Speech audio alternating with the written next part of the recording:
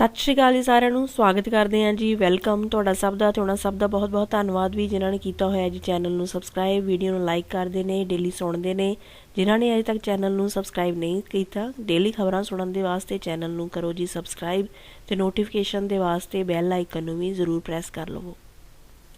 ਚੱਲਦੇ ਹਾਂ ਜੀ ਸਭ ਤੋਂ ਪਹਿਲੀ ਖਬਰ ਵੱਲ, ਜਿਸ ਦੇ ਵਿੱਚ ਇਨਫੋਰਮੇਸ਼ਨ ਬਿਆਨ ਕੀਤੀ ਜਾ ਰਹੀ ਹੈ ਕਿ ਇਟਲੀ ਦੇ ਸਕੂਲਾਂ ਦੇ ਵਿੱਚ ਨੰਬਰ ਆਫ ਕੇਸਿਸ ਜਿਹੜੇ ਆ ਜੀ ਮਹਾਮਾਰੀ ਨੂੰ ਲੈ ਕੇ ਪਿਛਲੇ ਹਫਤੇ ਦੇ ਵਿੱਚ 25% ਵਾਧਾ ਪਾਇਆ ਗਿਆ ਹੈ ਜੀ ਨੰਬਰ ਆਫ ਕੇਸਿਸ ਦੇ ਵਿੱਚ, ਜਿਸ ਦੇ ਕਰਕੇ ਇੱਕ ਜਿਹੜਾ ਰੂਲ ਹੈ ਜੀ ਸਕੂਲਸ ਦੇ ਨਾਲ ਚੱਲਦਾ ਪਿਆ ਹੈ ਉਹਨੂੰ ਮੁੜ ਦੁਬਾਰਾ ਚੇਂਜ ਕਰ ਦਿੱਤਾ ਗਿਆ ਹੈ। ਹੁਣ ਦੁਬਾਰਾ ਦੱਸਿਆ ਜਾ ਰਿਹਾ ਹੈ ਕਿ ਫਿਰ ਉਹੀ ਰੂਲ ਚੱਲੇਗਾ, ਜਿਸ ਤਰ੍ਹਾਂ ਕਿ ਅਗਰ ਇੱਕ ਕਲਾਸ ਦੇ ਵਿੱਚ ਇੱਕ ਵੀ ਬੱਚਾ ਜਾਂ ਇੱਕ ਵੀ ਟੀਚਰ ਇਫੈਕਟਿਵ ਨਿਕਲ ਆਉਂਦਾ ਹੈ ਜੀ ਮਹਾਮਾਰੀ ਤੋਂ, ਤਾਂ ਸਾਰੀ ਦੀ ਸਾਰੀ ਕਲਾਸ ਨੂੰ ਹੀ ਕੁਆਰੰਟਾਈਨ ਕਰ ਦਿੱਤਾ ਜਾਏਗਾ।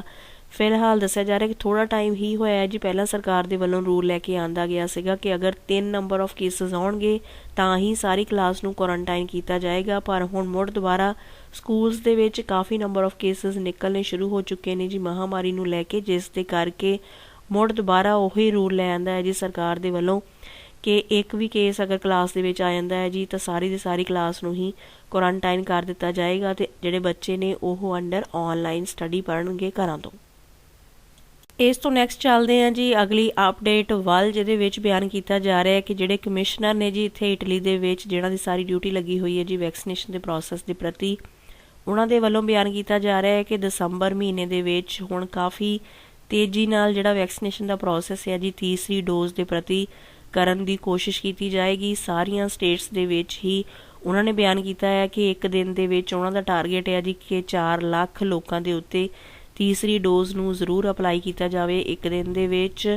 ਇਸ ਤੋਂ ਬਾਅਦ ਨਾਲ ਹੀ ਦੱਸਿਆ ਜਾ ਰਿਹਾ ਹੈ ਕਿ ਲਾਸੀਓ ਸਟੇਟ ਦੇ ਵਿੱਚ ਜਿਨ੍ਹਾਂ ਨੇ ਕਰਾਉਣੀ ਹੈ ਜੀ ਆਪਣੀ ਬੁਕਿੰਗ ਤੀਸਰੀ ਡੋਜ਼ ਦੇ ਵਾਸਤੇ, ਜਿਨ੍ਹਾਂ ਦੀ ਉਮਰ 18 ਸਾਲ ਤੋਂ ਉੱਪਰ ਹੈ ਜੀ, ਉਹਨਾਂ ਦੇ ਵਾਸਤੇ ਵੈਕਸੀਨੇਸ਼ਨ ਦੇ ਪ੍ਰੋਸੈਸ ਦੀ ਪ੍ਰਕਿਰਿਆ ਦੀ ਬੁਕਿੰਗ ਦੀ ਪ੍ਰਕਿਰਿਆ ਜਿਹੜੀ ਹੈ ਜੀ ਉਹ ਅੱਜ ਤੋਂ ਓਪਨ ਕਰ ਦਿੱਤੀ ਜਾਏਗੀ। ਲਾਸੀਓ ਸਟੇਟ ਦੇ ਬਾਰੇ ਇਸ ਤਰ੍ਹਾਂ ਬਿਆਨ ਕੀਤਾ ਜਾ ਰਿਹਾ ਹੈ, ਇਸ ਤੋਂ ਪਹਿਲਾਂ 40 ਸਾਲ ਜਾਂ 40 ਤੋਂ ਉੱਪਰ ਜਿਹਨਾਂ ਦੀ ਉਮਰ ਹੈ ਜੀ ਉਹਨਾਂ ਦੇ ਵਾਸਤੇ ਬੁਕਿੰਗ ਦੀ ਪ੍ਰਕਿਰਿਆ ਨੂੰ ਸ਼ੁਰੂ ਕੀਤਾ ਗਿਆ ਸੀਗਾ। ਪਰ ਹੁਣ ਲਾਸੀਓ ਸਟੇਟ ਦੇ ਵਿੱਚ ਅੱਜ ਤੋਂ ਜਿਹਨਾਂ ਦੀ ਵੀ ਉਮਰ 18 ਸਾਲ ਤੋਂ ਉੱਪਰ ਹੈ ਜੀ ਉਹ ਆਪਣੀ ਬੁਕਿੰਗ ਕਰ ਸਕਦੇ ਨੇ ਤੀਸਰੀ ਡੋਜ਼ ਦੇ ਵਾਸਤੇ। ਤੇ ਨਾਲ ਹੀ ਅਗਰ ਕਿਸੇ ਨੂੰ ਪ੍ਰੋਬਲਮ ਆਉਂਦੀ ਹੈ ਪਈ ਹੈ ਜੀ ਘਰੋਂ ਨਹੀਂ ਕਰ ਸਕਦੇ ਬੁਕਿੰਗ, ਤਾਂ ਫਾਰਮੇਸੀ ਦੇ ਵਿੱਚ ਵੀ ਜਾ ਕੇ ਉਹਨਾਂ ਦੇ ਕੋਲੋਂ ਵੀ ਆਪਣੀ ਜਿਹੜੀ ਤੀਸਰੀ ਡੋਜ਼ ਦੀ ਵੈਕਸੀਨ ਦੀ ਪ੍ਰੋਸੈਸ ਦੀ ਬੁਕਿੰਗ ਦੀ ਪ੍ਰਕਿਰਿਆ ਹੈ ਜੀ ਉਹ ਫਾਰਮੇਸੀ ਦੇ ਥਰੂ ਵੀ ਕੀਤੀ ਜਾ ਸਕਦੀ ਹੈ। ਇਸ ਤੋਂ ਨੈਕਸਟ ਦੇਖ ਲੈਂਦੇ ਹਾਂ ਜੀ ਕੇਸ ਕਿਸ ਤਰ੍ਹਾਂ ਐਡ ਹੋਏ ਨੇ ਇਟਲੀ ਦੇ ਵਿੱਚ ਮਹਾਮਾਰੀ ਨੂੰ ਲੈ ਕੇ ਪਿਛਲੇ 24 ਘੰਟਿਆਂ ਦੌਰਾਨ। ਤਾਂ ਉਹਨਾਂ ਦੀ ਗਿਣਤੀ ਰਹੀ ਹੈ ਜੀ 7975 ਦੇ ਕਰੀਬ ਨਵੇਂ ਕੇਸ ਐਡ ਹੋਏ ਨੇ, 65 ਲੋਕਾਂ ਦੀ ਜਾਨ ਗਈ ਹੈ ਤੇ ਜਿਹੜੇ ਨੰਬਰ ਆਫ ਟੈਸਟ ਕੀਤੇ ਗਏ ਸੀਗੇ ਉਹਨਾਂ ਦੀ ਗਿਣਤੀ ਸੀਗੀ ਲਗਭਗ 2,76,000 ਦੇ ਕਰੀਬ ਟੈਸਟ ਕੀਤੇ ਗਏ ਨੇ। ਤੇ ਜਿਸ ਪਰਸੈਂਟੇਜ ਦੇ ਨਾਲ ਕੇਸ ਐਡ ਹੋਏ ਨੇ ਉਹ ਪਰਸੈਂਟੇਜ ਕਾਫੀ ਵੱਧ ਚੁੱਕੀ ਬਿਆਨ ਕੀਤੀ ਜਾ ਰਹੀ ਹੈ ਜੀ, 2.9 ਦੇ ਕਰੀਬ ਰਹੀ ਹੈ ਜੀ ਪਰਸੈਂਟੇਜ, ਜਿਸ ਦੇ ਨਾਲ ਕੇਸ ਐਡ ਹੋਏ ਨੇ ਪਿਛਲੇ 24 ਘੰਟਿਆਂ ਦੌਰਾਨ ਇੱਥੇ ਇਟਲੀ ਦੇ ਵਿੱਚ।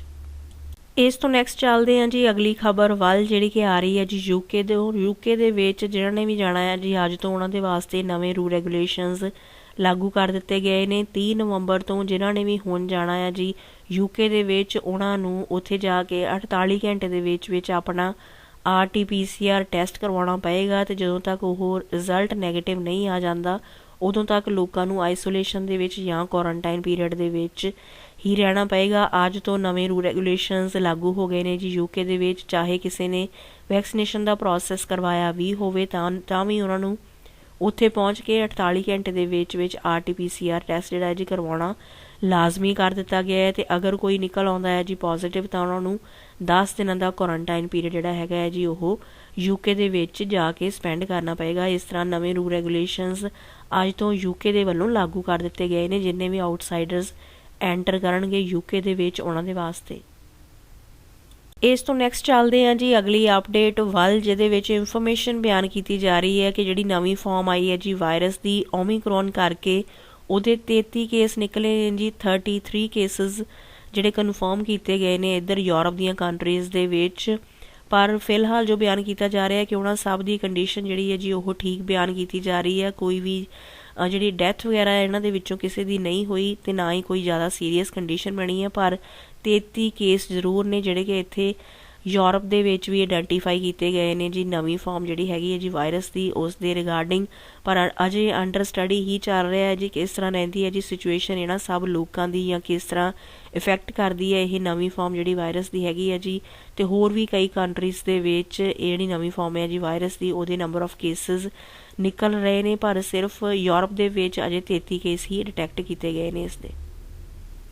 ਇਸ ਤੋਂ ਨੈਕਸਟ ਜਿਹੜੀ ਅਗਲੀ ਅਪਡੇਟ ਆ ਰਹੀ ਹੈ ਜੀ, ਉਹ ਆ ਰਹੀ ਹੈ ਜੀ ਇੰਡੀਆ ਤੋਂ। ਇੰਡੀਆ ਦੇ ਵੱਲੋਂ ਵੀ ਜਿਸ ਤਰ੍ਹਾਂ ਕਿ ਪਹਿਲਾਂ ਬਿਆਨ ਕੀਤਾ ਗਿਆ ਸੀਗਾ ਕਿ 15 ਦਸੰਬਰ ਤੋਂ ਜਿਹੜੀਆਂ ਸ਼ਡਿਊਲਡ ਨਾਰਮਲ ਫਲਾਈਟਸ ਹੈ ਜੀ ਉਹ ਉਹਨਾਂ ਕੰਟਰੀਜ਼ ਦੇ ਵਾਸਤੇ ਓਪਨ ਕੀਤੀਆਂ ਜਾ ਸਕਦੀਆਂ ਸੀਗੀਆਂ ਜਿਨ੍ਹਾਂ ਦੇ ਵਿੱਚ ਸਿਚੁਏਸ਼ਨ ਚੱਲਦੀ ਪਈ ਹੈ ਜੀ ਸਹੀ ਮਹਾਮਾਰੀ ਨੂੰ ਲੈ ਕੇ।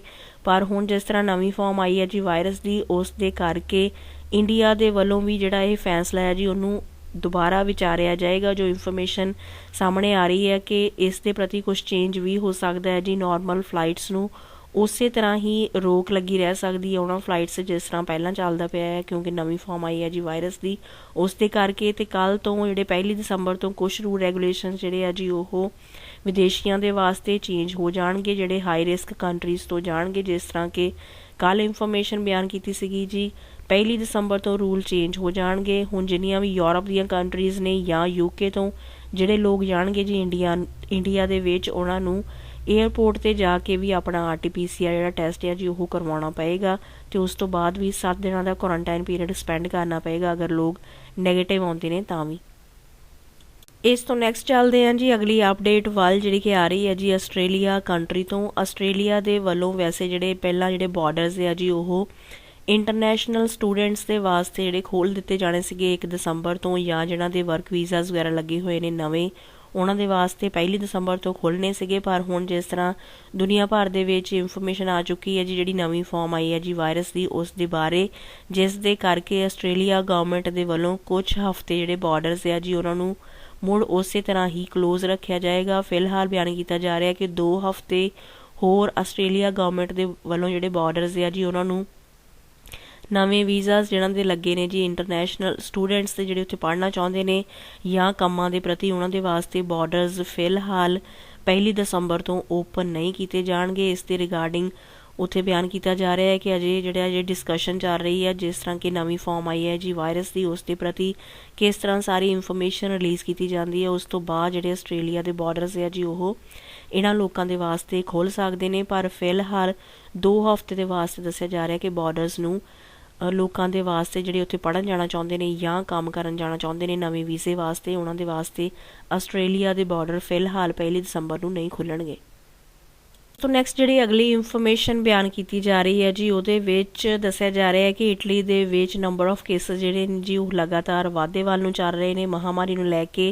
ਅਤੇ ਕਈ ਹੋਰ ਸਟੇਟਸ ਨੇ ਜਿਹੜੀਆਂ ਕਿ ਆਉਣ ਵਾਲੇ ਹਫ਼ਤੇ ਤੱਕ ਯੈਲੋ ਜ਼ੋਨ ਦੇ ਵਿੱਚ ਸ਼ਾਮਿਲ ਹੋ ਸਕਦੀਆਂ ਨੇ। ਫਿਲਹਾਲ ਵਾਲੇ ਦੀ ਔਸਤਾ, ਬੋਲਸਾਨੋ ਅਤੇ ਕੰਪਾਨੀਆਂ ਦੇ ਬਾਰੇ ਬਿਆਨ ਕੀਤਾ ਜਾ ਰਿਹਾ ਹੈ ਕਿ ਇਹ ਜਿਹੜੀਆਂ ਸਟੇਟਸ ਆ ਜੀ ਇਹਨਾਂ ਦੇ ਵਿੱਚ ਵੀ ਕਾਫੀ ਨੰਬਰ ਆਫ ਕੇਸਿਸ ਵੱਧ ਰਹੇ ਨੇ। ਅਤੇ ਕ੍ਰਿਸਮਸ ਤੱਕ ਕੰਟਰੀ ਦੇ ਵਿੱਚ ਜਿਹੜੇ ਔਰੇਂਜ ਜ਼ੋਨ ਆ ਜੀ ਉਹ ਵੀ ਬਣ ਸਕਦੇ ਨੇ, ਜੋ ਫਿਲਹਾਲ ਇਨਫੋਰਮੇਸ਼ਨ ਬਿਆਨ ਕੀਤੀ ਜਾ ਰਹੀ ਹੈ ਉਸ ਦੇ ਮੁਤਾਬਿਕ।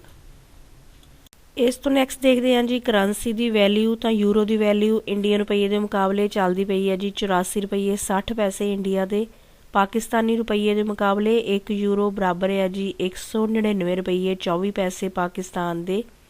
1 ਬ੍ਰਿਟਿਸ਼ ਪਾਊਂਡ ਬਰਾਬਰ ਹੈ ਜੀ 99 ਰੁਪਈਏ 74 ਪੈਸੇ ਇੰਡੀਆ ਦੇ। 1 ਆਸਟ੍ਰੇਲੀਅਨ ਡਾਲਰ ਬਰਾਬਰ ਹੈ ਜੀ 53 ਰੁਪਈਏ 49 ਪੈਸੇ ਇੰਡੀਆ ਦੇ। ਅਤੇ 1 ਨਿਊਜ਼ੀਲੈਂਡ ਡਾਲਰ ਬਰਾਬਰ ਹੈ ਜੀ 51 ਰੁਪਈਏ 14 ਪੈਸੇ ਇੰਡੀਆ ਦੇ।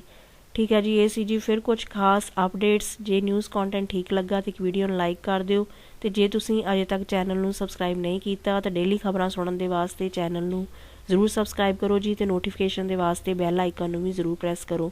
ਠੀਕ ਹੈ ਜੀ, ਆਪਣਾ ਅਤੇ ਆਪਣੇ ਘਰ ਪਰਿਵਾਰ ਦਾ ਰੱਖੋ ਜੀ ਧਿਆਨ। ਧੰਨਵਾਦ, ਸਤਿ ਸ਼੍ਰੀ ਅਕਾਲ।